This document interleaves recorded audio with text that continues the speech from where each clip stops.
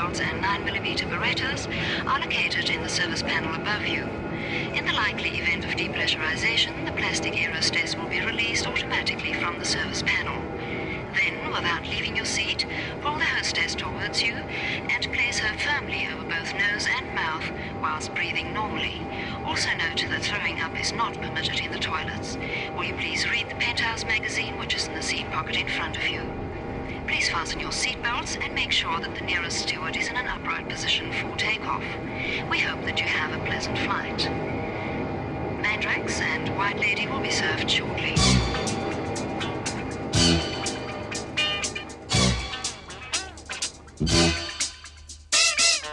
We have just received a special report from Seth Asch in London, somewhere near 10 Downing Street. Having escaped my captors from a house in Great Holland Street, I've managed to get to 10 Downing Street, where I hope to interview British Prime Minister Margaret Thatcher. At the same time, I'll ask for political asylum from the... here she comes now. Mrs. Thatcher, excuse me, look, I've been recently hijacked by the PLO and BBDO, but what the listeners in South Africa would like to know is, what plans do you have for the alleviation of the problems in Northern Ireland and the continued harassment of the authority of the Crown within the present structure of the Paisley-Menachem-Begin conflict? Mela, kitlola ola giagula. Bana ba ka ba kula haholo kwana hae. Breakfast in London. Luggage in Tokyo. And you're in New York. Air Braamfontein now offers you their special travel package competition. All you have to do to win 2 fantastic weeks in the exciting shark-infested waters of the Great Barrier Reef is write this on a postcard, THIS, and hand it to your nearest travel agent. You could win the Lose a Limb Fun and Sun-Filled Jetaway competition. Experience the exotic anesthetics of the tall and bronze surgeons of Bondi Beach.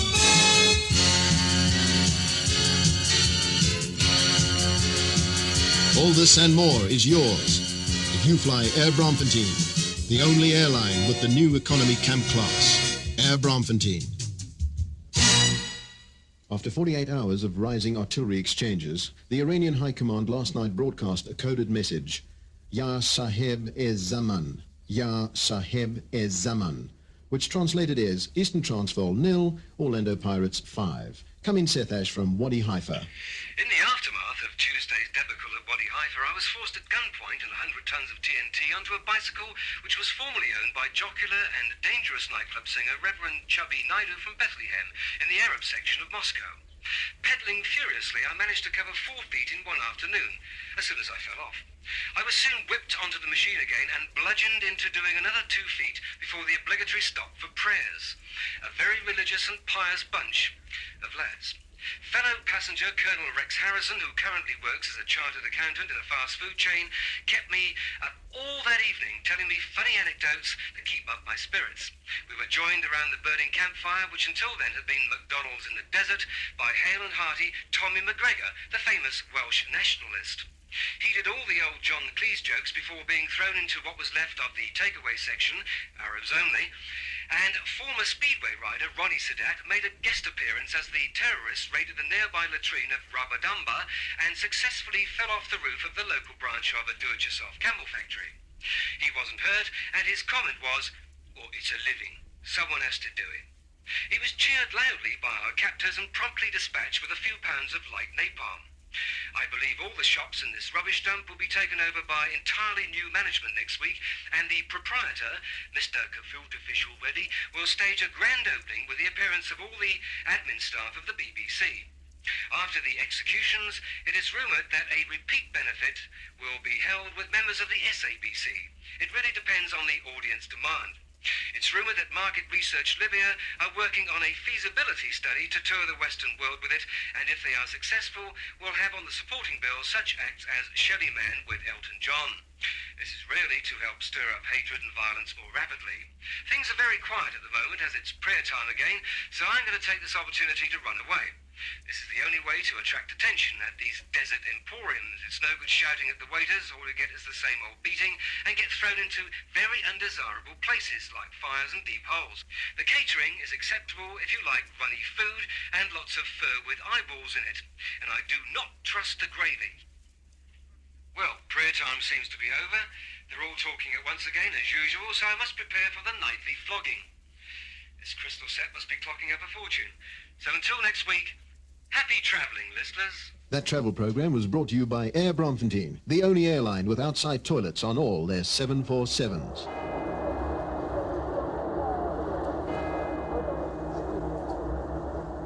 Excuse me? And what can I do for you? Well, I've just been hijacked, but I've managed to escape from a house in Great Holland Street to report it. Rape. And, Was it, madam? Rape? Do you have the undergarments with you? Yeah, it's not rape, it's a hijacking. I'm not a Can madam. you tell me where this rape occurred, madam? Look, it's not rape, and I'm not a madam. Look, I've got a beard. And very interesting it is too. Now, can you give me the exact time and place of the alleged assault? Of the hijacking and kidnapping, yes. The rape, Were no. you wearing panties at the time, and are you still? Look, you don't understand. It's not rape. I'm reporting to you the whereabouts of a dangerous bunch of... I'm sorry, I only handle the sexual and deviant cases in the metropolitan Listen, area. you're a policeman, aren't you? Were your attackers wearing masks? That's better. Well, yes, at the beginning, when I was forced at gunpoint into the back of the Ford Escort van. I remember the number very well. Is that where the rape took place, madam? There was no rape, and if I don't get back to the house in Holland Street soon, they'll discover where... I mean, Do you have the bra and panties with you? Excuse me, officer. Could you tell me the correct time? What time did the offence occur, sir? I beg your pardon. Was the rape within the last 30 minutes? Do you have any evidence of the offence? For the traveller who has everything, herpes, dandruff, varicose veins, Air Braamfontein brings you Acapulco and Trinidad. I'm Putco, your first-class lounge. I'm Trinidad, your first-class lunch. Don't forget to fly Air Braamfontein, the only airline where you can lunch in the lounge. Air Braamfontein. That was Time Magazine Choice of the Week, Rumble in the White House with Ronnie and the GGs. Well, keep those requests rolling in to you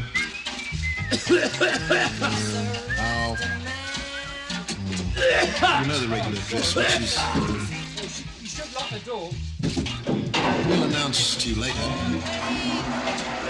Meantime, some great news of Super Mess, the new punk slime group influenced by Miles Davis and Jean Genet. Not to be confused with Super Slime, who were influenced by the exhaust fumes of a Ford diesel tanker and a half bottle of Tipex. One of Benoni's glittering night spots, the Abattoir, Randy Gilgood, brother of John, proposed to Janice, Stardust of Stone Deaf, and after a whirlwind romance on the top deck of a Putco, said those magic words, "not guilty," to a local magistrate earlier this week. British agent Lefty Goldslade last week signed a contract with Sol Kersner, where they agreed not to bring out Sid Sly and the Armpits. Instead, Sly and the Armpits, formerly the string section of the London Symphony Orchestra, will tour the Western Cape in a musical version of World War II on ice. Nuclear physicist Brandy Marlowe and his group, Big Bang, have indicated a desire to tour Northern Ireland next year, and will start with most of Antrim, what's left of Belfast, and depending on weather conditions, parts of North Wales. The new Saudi Arabian group, Spaced, headed by funky Jimmy Gaddafi, will be making a tour of 36 African countries next year. This was recently announced by the International Arms Commission last week in Geneva. It has also been announced that Chaim Weiner will be road manager, and that there is absolutely no truth in the rumour that Billy Graham plans to invade Moscow. There's a little movie news for you now. Superstar Liz Taylor is currently working on a new flick with Spam Dolty of The Fish. It stars 100 live goldfish, 14 aardvarks, and 2 Great Danes. It's to be called The Little Foxes Meet Darth Vader on Carol Burnett's old reruns. I See Death's Head and Breathers are also making their movie debut in the remake of the musical Annie, with Doris Day in the lead role as Ms. Lillian, as Daddy Warbucks. Now here's some local pop news. Eddie Van Rasputin and the monks were arrested in downtown Johannesburg last night when the fog they were travelling in turned out to be Stephen Grenfell's Dinner for Two. And now for some music.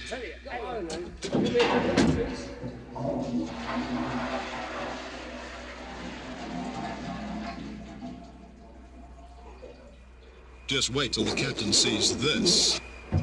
What is it? It's an Air Braamfontein cockpit simulator manual. Oh, can I touch it? But of course. Oh, it's in Braille. Don't forget to fly Air Braamfontein, the only airline with manual touchdown on all their kamikaze carriers. And now, somewhere in Africa. Well, it's certainly been party time in the air since I last spoke to you.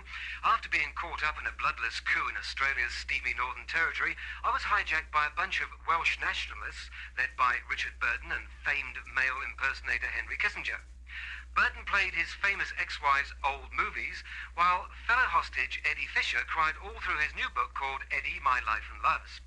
At this stage, 4 of his ghostwriters came down the aisle of the Qantas Jumbo and, after carefully removing the book, proceeded to bombard him with aniline krill jokes. After a splendid meal of Welsh rarebit, prepared in classic taffy style in the galley, we were entertained by the more aggressive of the nationalists. 98 choruses of We'll Keep Her Welcome in the Hillsides. All this camaraderie was abruptly brought to a halt when Mad Bomber Ian Ewell was suddenly released from a previous report and napalmed most of the choir in a fit of anguish. Ewell was quickly overpowered by tubby Richard Burton, and very soon they had us all in stitches as they went through the musical numbers from their very popular film The Wild Geese. Imagine our surprise when, suddenly, an announcement was made by the pilot Bruce, call me Copper, Wilson, that we were being forced to land on the island of Mauritius by a group calling themselves Zimbabwe Left and Rightist Centre Forwards. I noticed that Eddie Fisher was nipping down to the rear of the aircraft to get some Kleenex, I suppose. The landing was comparatively uneventful. Mr. Burton found the key to the pilot's private drinks cabinet, and we were met by a jovial Rodney Rotten, the local American Express representative. He quickly explained that this sort of thing happens all the time, and we were to be re-hijacked at no extra stopover fee to Zimbabwe. The Welsh nationalists were all held for questioning, so we bade them a sad farewell as Mr. Ewell lobbed a friendly grenade at us and we miraculously missed the tower on a very jolly takeoff. We were delighted to find Mrs. Mugabe on the flight, and to our utter joy, she started leading us in community singing. After a few more bottles, she managed to persuade tall and menacing Mr. Nkomo to join in with her. After refueling at Abadan, Aden, Heathrow, Washington, Turkey, and Heathrow again, the pilot managed to find the map for Zimbabwe. By this time, Mrs. Mugabe had rustled up some food for the tired but contented hostages. It's not the sort of thing you'd find in Egon Roney's Good Food Guide, but after you've fished out all the bits of metal foil and minced plastic spoon, it's really best to, well, throw it in the bag provided for that sort of thing, usually found next to the in-flight Lies magazine. At the moment, I'm on the apron at Harare's modern and up-to-date airport, watching Mrs. Mugabe being pulled down from Mr. Nkomo's shoulders. I think the problem will be solved as soon as they can get Mr. Nkomo down from the starboard wing.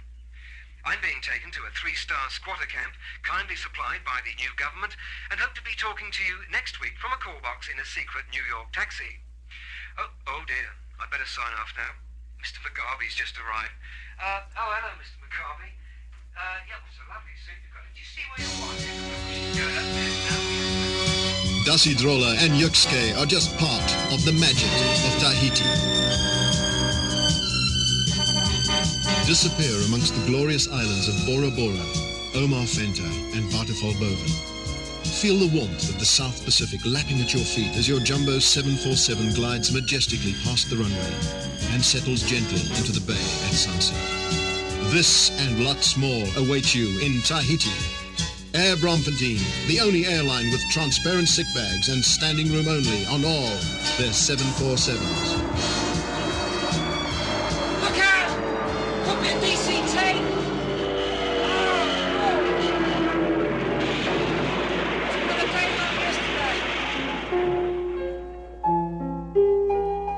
I'm in Killarney talking to a lovely young Kugel, Renee Katz. Renee, how do you keep your skin looking the way it does? All those blackheads and pimples. Choclux. simply eat a couple of slabs of Choclux every night when I go to sleep, and in the morning on waking, I'm just bursting with health and my skin just bursting with chords. There you have it. For an ugly teenage complexion, most people prefer Choclux. I've only tried it for a week and I've already put on 8 kilos. Hollywood gossip and movie news from Millicent Muffy. Hello. A new musical currently on South African movie screens is Sharky's Machine, with Julie Andrews as the lovable drug pusher turned call girl, with Burt Reynolds as a transvestite turned Salvation Army worker. Directed by one-time motorcycle dropout Candice Bergen, this film deals with life on the other side of the counter at Woolworths, and as such is a little disappointing, not least of which the sense of déjà vu is within the intellectual bounds of comprehension, especially the scenes with the Doberman. I personally feel that Mr. Reynolds is getting a little bit too old for this type of part, and was perhaps at his best in the well-loved and memorable Mary Poppins of a few years back, and that Miss Andrews' hairpiece is better suited to her earlier performance in The Shining. And now a look at the supporting program with this quite unexceptional film. My Life in the Gobi Desert is the sometimes brilliant, often boring story of the common desert ant. Originally made for primetime television, this epic drama is seen through the eyes of the German film director Rainer Werner Fassbinder, who died shortly after it was completed. Another film on local release has Glenda Jackson as a noted insomniac who spends most of the picture in bed with a copy of Chariots of Fire, on which the stupendously forgettable film was based. She is joined by Israeli star Omar Sharif, who was here recently in Two Nuns for Sister Teresa, the inside story of the royal family. You may recall its original title as Can Basil Dossoff Ever Forgive Alice Merkin and Find True Happiness? It featured John Mills as the Greyhound bus and Paul Robeson as the mentally deficient ballet dancer. Noted film critic Rex Reed said of it when it was first released, "If I'd been the producer, I would have opened in Siberia during Christmas week and called it a day."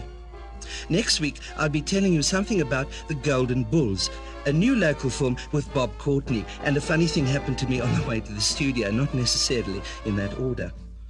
This is Millicent Muffy, signing off for yet another week at the movies. Evening, sir. Have you read this? According to the Customs and Excise Act of 1973, paragraph B, subsection 3, you are requested to declare the following items listed in the aforementioned paras to the customs officer at the place of entry into the Republic. I didn't mean that! As I was passing the takeaway branch of Thomas Cook in downtown Tel Aviv last week, I was gently stunned by a blow on the head from a freedom fighter in the cast of Let My People Come. A few moments later, which was in fact a fortnight, I awoke to the sound of a party political broadcast and a 9-foot Arab transvestite looming over me. So, this is the Holy Land. Look, there's no need to adopt that patronizing tone here, sunshine. To each his own. You know what I mean? Quite. Perhaps you could tell me why I'm here. You are all hostages of the Peace in Our Time movement. Shut up! Now just belt up! Do you think it's easy trying to command respect in this dress? Yes. Doesn't seem a very good fit around the shoulders, does it? The neckline's very ghostly. Look at the hemline! And you can't call these shoes.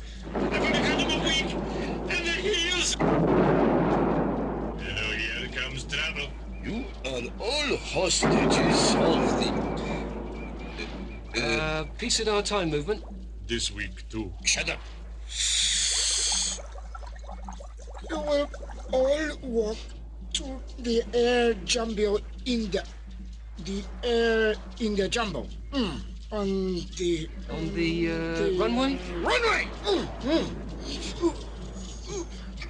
We will teach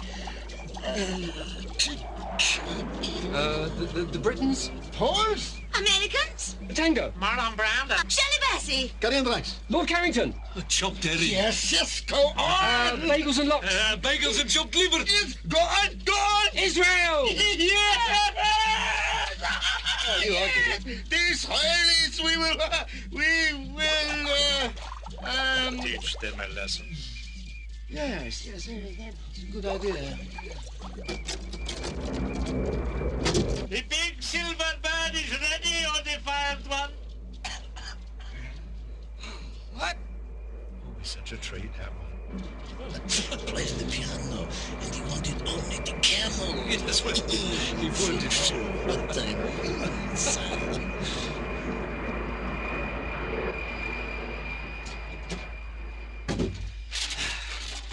Oh, really?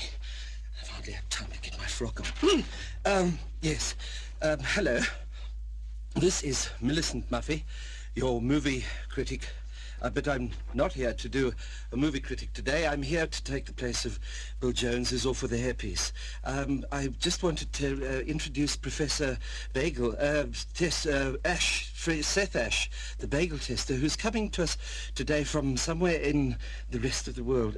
What is... I can't make this. I can't stand here trying to... I must go. I've got to go do the women's page. I can't stand. I must go. Sorry, I must go now.